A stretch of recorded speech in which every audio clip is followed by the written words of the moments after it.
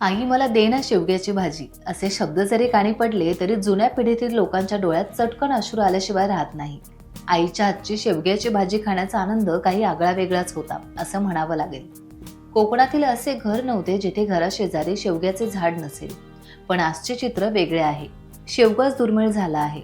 शेवग्याची चमचमीत भाजी खोबरे टाकून खाणारी पिढी आणि आजच्या धावपळीत मिटमिटीत भाजी खाणारी पिढी यातील फरक सांगायला नको. 50 ओलांडलेल्या पिढीने आईच्या हातची शेवग्याची भाजी खाल्ली. त्याचे वर्णन आज नाही करता येणार.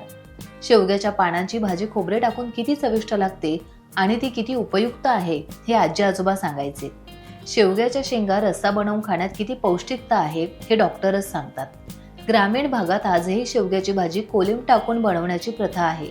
शेवग्याच्या शेंगा, कांदा, टोमॅटो, सुके खोबरे आणि शेंगदाण्याचे कूट घालून तयार झालेली भाजी खूपच चविष्ट लागते. कधी काळी लोक शेवग्याच्या भाजीत तिळकूट देखील टाकत असत. कोकणातील या लोकप्रिय आणि आरोग्यदायी भाजीचे अनेक गुणधर्म आहेत. शेवग्याची भाजी नियमित खाल्ल्याने सांधेदुखीचा त्रास कमी होतो. पोटाचे सर्व विकार दूर होतात. रक्ताभिसरण क्रिया वाढते. पित्तशामक अशी ही भाजी आहे. लोक पित्त झाले की गोळ्या खातात, पण जुन्या काळातील लोक शेवग्याची भाजी खाऊन पित्त नष्ट करत.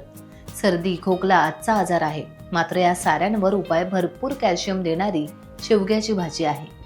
थंडीच्या दिवसात हमखास उकळलेल्या शेवग्याच्या भाजीचा रस्सा एकदा पिऊन बघाच.